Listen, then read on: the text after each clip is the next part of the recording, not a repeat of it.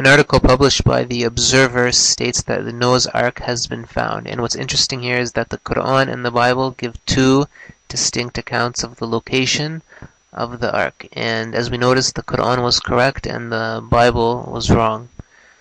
The article here states, Noah's Ark has been found on the Turkish-Iranian border 32 kilometers from Mount Ararat, according to the leader of a team of scientists that has been investigating the site for 6 years.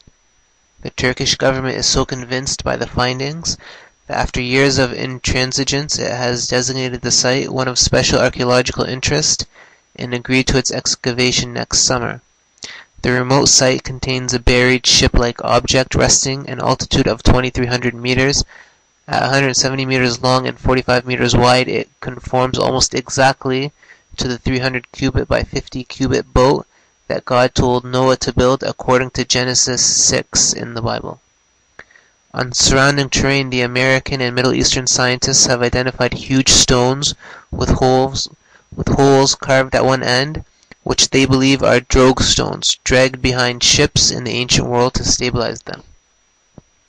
Radar soundings indicate unusual levels of iron oxide distribution.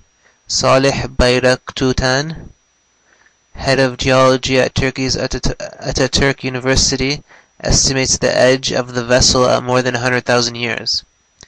Estimates the age of the vessel at more than 100,000 years. And he quotes as saying, "It is a man-made structure, and for sure, it is Noah's Ark," end quote.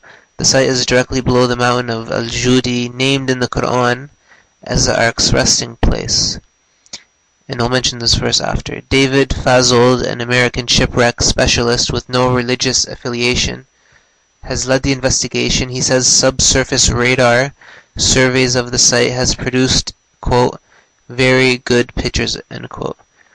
And he continues saying the radar imagery at about 25 meters down from the stern is so clear that you can count the floorboards between the walls, end quote.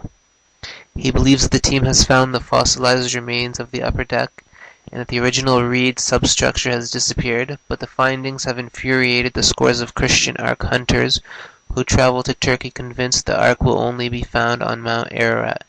Fazold, who also calls himself an archaeologist, also argues that it was not a great flood that pushed the Ark into the mountains. He says it was an astronomical event causing a tectonic upheaval, a tidal bore causing gravitational pull in the ocean waters that forced the boat into the mountains, end quote.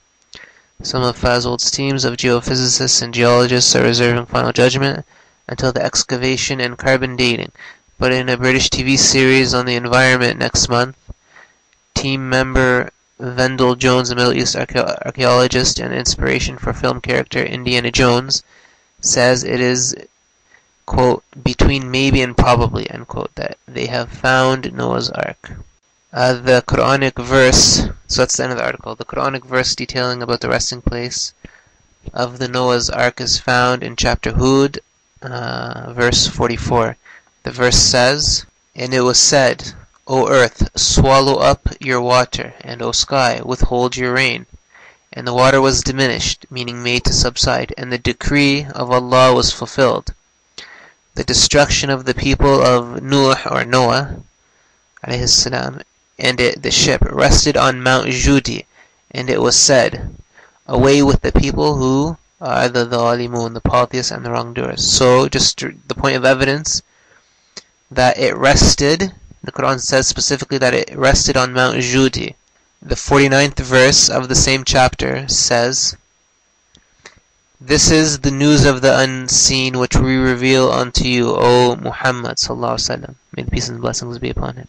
Neither you nor your people knew them before this, so be patient. Surely the good end is for the muttaqun, meaning the pious." Whereas the Bible says in Genesis 8:4, "Then the ark rested on the mountains of Ararat." And this is in the New King James Version, Genesis 8, verse 4. And the pictures you are now seeing are just pictures from the website, fatwa-online.com.